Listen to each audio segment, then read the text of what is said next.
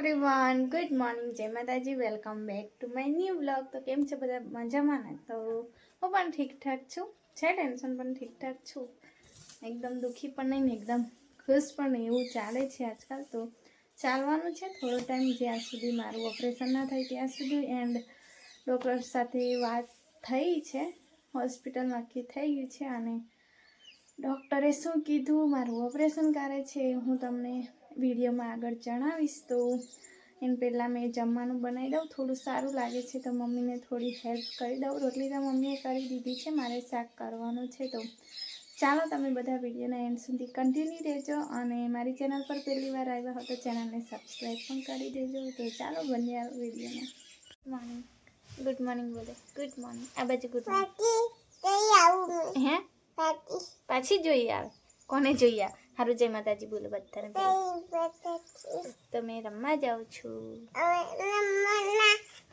હારું જા તારા મમ્મી બી મમ બનાવવા જાય, નહીં તો ચાલે મમ્મ બનાવવા જાઉં। ચા અત્યારે ક્યાં ચા? તો વધારે બોલું ને તો શ્વાસ ચડી જાય છે અને ઊંચા અવાજે બોલવાની ટેવ એવી છે ને કે પછી મને જ અઘરું પડે છે। હા હમણાં ચા ના મળે, હવે રોટલી બની છે, શાક બનાવે મમ્મા અને કારેલાનું શાક બનાવવાનું છે। તો શાક પણ મમ્મીએ કાપી આપ્યું છે, હવે મારે વઘારવાનું છે। તો ચાલો પહેલાં વઘારી દઉં। નથી ચા નથી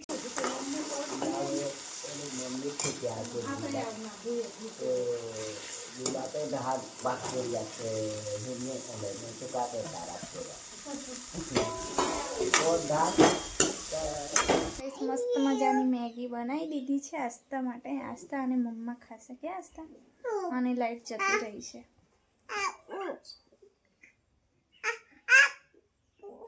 એ જ આવશે, આમ અહીંયા ઉપર ચડી જા, સોફા પર ચડી જા ને બેટા, મોબાઈલ જરાક એ બાજુથી લઈ લે એટલે મમ્મા ખવડાવે તને।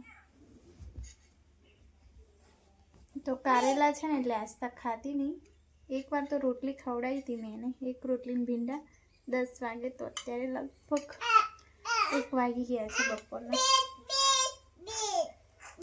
ભેંસ જોવાની કઈ ભેંસા આવશે, એમાં જ આવશે। ગાઈસ બપોર થઈ ગઈ છે અને આસ્તારાની મારી સૂઈ ગઈ છે, તો હું તમને વાડામાં લઈ જાઉં। તો જે મરચીના રોપ મેં કર્યા હતા એને પછી હું છે ને આવી જ નહીં, પછી બીમાર થઈ ગઈ વધારે, એટલે તમને પણ બતાવ્યું નહીં। તો એટલા બધા રોપ ઉગી ગયા છે ને, મેં જાણતી હતી કે કંઈ થાય જ ના, પણ હું તમને બતાવું। આ છે જે મેં કર્યા હતા ને એકદમ તીખા મરચાં, એના રોપ થયા છે।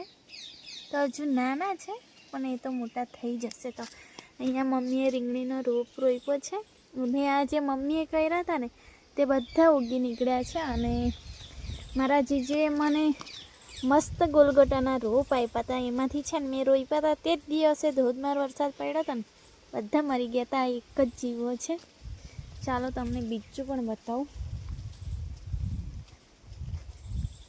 તો આ બીજા મરચીના રોપ છે જો, તો આ જરા મોટા થયા છે પણ હજુ મોટા થાય ને પછી રોપવાના છે। અને આ છે કેપ્સિકમ મરચાંના રોપ જો, તો પિંકી બેને આપ્યા હતા, તો છાંટી મૂક્યા હતા મમ્મીએ બિયા, એટલે થયા છે।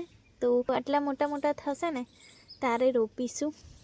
અને આ છે મારા જાસૂદની હાલત જો, તો ડાળકી એટલી મોટી મોટી થઈ ગઈ છે ને કે કાપી નાખવી છે મારે, પણ મારા ફૂલ પણ છે ને એકાદ જેવડું ખાઈ જાય છે, રોજે હું જોઈને જાઉં છું અને અડધા અડધા જ ફૂલ હોય છે જો, કેટલું બધું એ થઈ ગયું છે મોટું જો મારા જાસૂદના ફૂલ। તો કળીઓ તો બહુ બધી આવે, દેખો એક એક ડાળકીમાં કેટલી બધી કળીઓ છે, એટલે પછી મને કાપવા નહીં થતું। અને આ મેં રોપ્યા હતા જો કારેલાના બી, જે લાંબા કારેલા આવે છે ને એના બી રોપ્યા છે। અને આ મારો મોગરો તો ખબર નહીં ગ્રો નહીં થતી એની, તો જો સરસ મજાનું રેડ રોઝ છે મારું। અને જો અહીંયા કેટલી બધી કળીઓ આવી છે, 4 ને રીંગણીના પણ ફૂલ આવે છે પણ કોવાઈ જાય છે, ખબર નહીં કેમ। જો તો આ મેં કારેલા રોપ્યા છે તે બધા થયા છે. તો આ બધું ઘાસ થઈ ગયું છે. આ છે ચોરી, દાણા વગરની આવે છે તે બીન્સ, બીન્સ કહેવાય ને. અને આ જો એક ગુલાબ અહીં ગ્રો કરે છે મારો, થાય તો ઠીક. જો અને ઉપર નારિયેલા થયા છે જો. તો 2-3 કારેલીના એ જો વેલા થયા છે.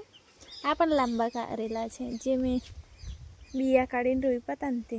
જો અહીંયા બહુ બધું થઈ ગયું છે, પણ મારો વિચાર છે કે આ બધું જ કાઢી નાખવું છે. અને આ છે મારા પતરવેલીના પાન, ફળી વહી ગઈ જો.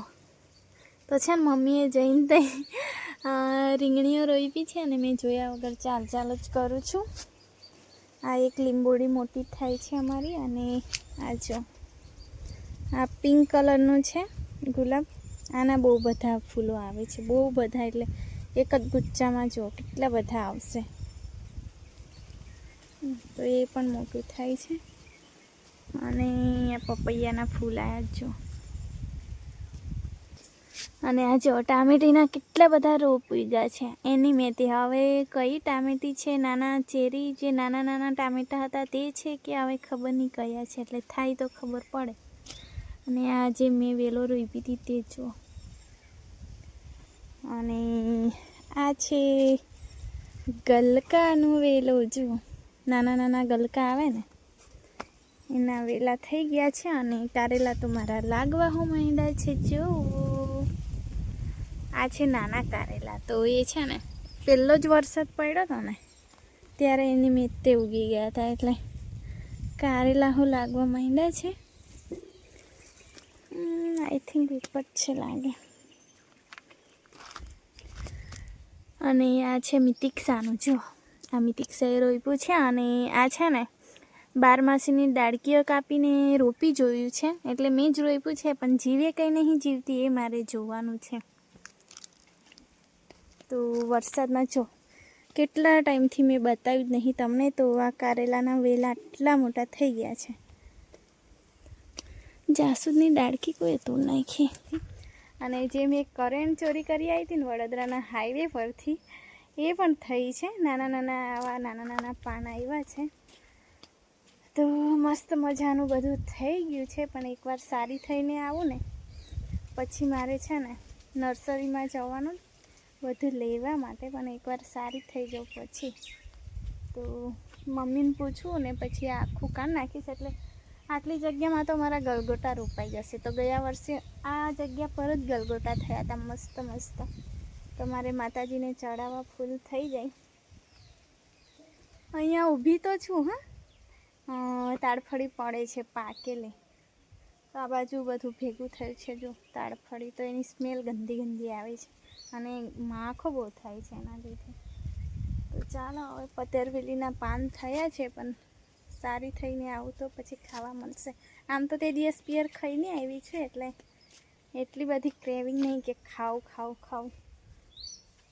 તો ગલકાનું જ છે એકદમ. તો મને દૂધી છે એવું લાગ્યું હતું. તો ચાલો હવે આસ્થા પણ સૂઈ ગઈ છે, તો હું જતી રહું ઘર. એન્ડ ડૉક્ટરે શું કીધું છે તમને હું કહું. પહેલાં તો એક જગ્યા પર બેસી જાઉં અને પછી હું તમને કહું. તો ડૉક્ટરે એવું કીધું હતું કે થોડા દિવસમાં ફોન કરીને પૂછજો એવું. તો જ્યારે ગઈકાલે છે ને જાડુએ ફોન કરીને પૂછ્યું તો ડૉક્ટર કે આખું અઠવાડિયું છે ને ઓપરેશનથી ફૂલ છે. તો મેળ બેસે એવું નથી. અને ઓપરેશન એ ટાઈમમાં થવાનું છે ને કે એક નક્કી ટાઈમ આપ્યો છે ડૉક્ટરે કે એ ટાઈમમાં તમારે આવવાનું રહેશે. તો જો આ અઠવાડિયામાં ના થાય ને તો 1 મહિનો મારે હજુ ખેંચવો પડશે. તો મને એનું ટેન્શન છે કે અત્યારે ના થાય તો 1 મહિનો મારે હજુ કાઢવાનું છે. નહીં તો 1 મહિનામાં કંઈ પણ થઈ જાય. તો બધા કહે છે બીજું હોસ્પિટલ જુઓ, પણ ખબર નહીં. મારા ઝાડુને બીજે જવું જ નથી. તો હું કહું તો એ કશું બોલતા નહીં. એમને ત્યાં જ જવું છે. ખબર નહીં એમને શાની બીક છે. તો ડૉક્ટરે એવું કીધું છે કે હવે આખું વીક છે ને ફૂલ છે એવું કીધું છે. રોજ જ એક ઓપરેશન, જે સર્જન છે ને તો મોટી મોટી સર્જરી કરે છે, એટલે એક દિવસમાં એક જ કરે છે. એટલે પછી દેખ્યા હજુ આજે કન્ફર્મ થશે તો માતાજીની કૃપા થાય તો કદાચ મને એડમિટ કરે ને થઈ જાય તો સારું છે. તો ટેન્શન પતે યાર, બીજું કંઈ નહીં.